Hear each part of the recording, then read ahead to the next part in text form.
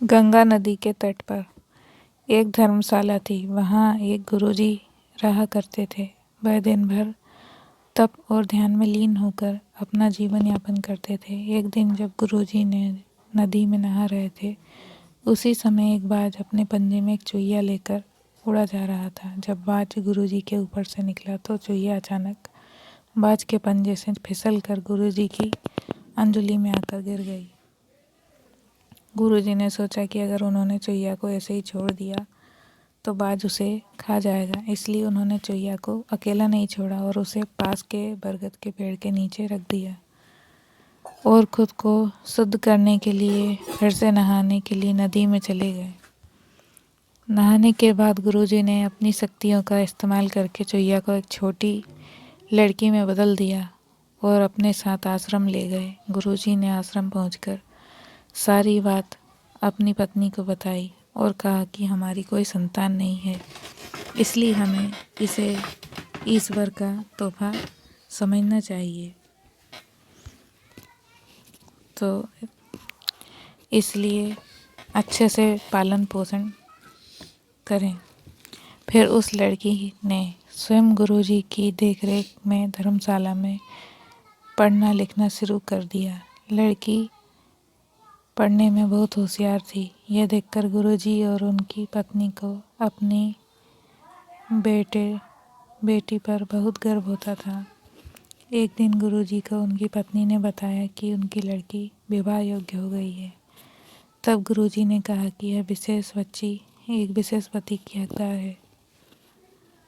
अगली सुबह अपनी शक्तियों का उपयोग करते हुए गुरुजी ने सूर्यदेव की प्रार्थना की और पूछा, हे सूर्यदेव, क्या आप मेरी बेटी के साथ विवाह करेंगे?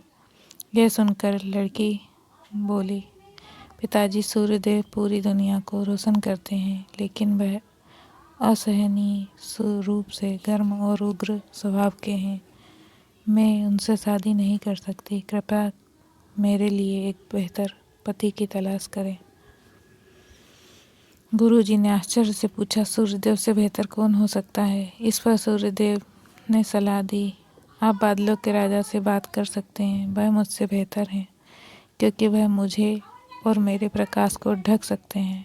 इसके बाद गुरुजी ने अपनी शक्तियों का उपयोग करते हुए बादलों के राजा को बुलाया और कहा, कृपया मेरी बेटी को स्वीकार करें। मैं चाहता हूँ कि अगर मेरी बेटी को स्वीकार हो तो आप उससे शादी करें।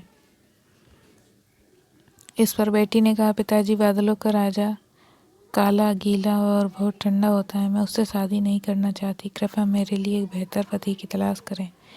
गुरुजी ने फिर से आश्चर्य से पूछा, भला बादलों के राजा से भी बेहतर कौन हो सकता है? बादलों के राजा ने सलाह दी, गुरुजी, आप हवाओं के भगवान वायुदेव से बात करें। वह मुझसे बेहतर हैं क्योंकि वह मुझे कहीं भी उड़ाकर ले जा सकते हैं। इसके बाद गुरुजी ने फिर से अपनी शक्तियों का उपयोग किया, वायुदेव को बुलाया और कहा, कृपया मेरी बेटी के साथ विवाह कर स्वीकार करें अगर वह आपको चुनती है तो। लेकिन बेटी ने वायुदेव से भी विवाह करने से इनकार कर दिया और कहा, पिताजी, वायुदेव बहुत तेज हैं। वह अपनी दिशा बदलते रहते हैं। मैं उनसे शादी नहीं कर सकती। कृपया मेरे लिए एक बेहतर पति की तलाश करें। गुरुजी ने फिर सोचने लगे, वायुदेव से भी बेहतर कौन हो सकता है? इस पर वायुदेव ने सलाह दी, आप पहाड़ों के राजा से इस विषय में बात कर सकते हैं। वह मुझसे बेहतर हैं क्योंकि वह बहुत मुझे बहने से रोक सकते हैं। इसके साथ गुरुजी ने अपने शक्ति का उपयोग किया और पहाड़ों के राजा को बुलाया और कहा, कृपया मेरी बेटी का हाथ स्वीकार करें। मैं चाहता हूँ कि अगर वह आपको पसंद करती है तो आप उससे शादी करें। फिर बेटी ने कहा, पिताजी, पहाड़ों के राजा बहुत कठोर हैं, वह अचल हैं। मैं उनसे शादी नहीं करना चाहती। कृपया मेरे लिए बेहतर पति की तलाश करें। गुरुजी ने सोचा, पहाड़ों के राजा से भी बेहतर कौन हो सकता है? पहाड़ों के राजा ने सलाह दी कि आप चूहे के राजा से बात करके देखिए। वह मुझसे बेहतर हैं क्योंकि वह मुझ में छेद कर सकते हैं। आखिर में गुरुजी ने अपनी शक्तियों का उपयोग करते हुए चूहे के राजा को बुलाया और कहा, आप मेरी बेटी का हाथ स्वीकार करें। मैं चाहता हूँ कि आप उससे शादी करें अगर वह आपसे शादी करना चाहे। जब बेटी चूहे के राजा से मिली तो वह उत्सुक होकर शादी के लिए राजी हो गई। गुरुजी ने अपनी बेटी को एक सुंदर चूहिया के रूप में वापस बदल दिया। इस प्रकार गुरुजी की बेटी चूहिया का स्वयंवर संपन्न हुआ। जो जन्म से जैसा होता है उसका स्वभाव कभी नहीं बदल सकता।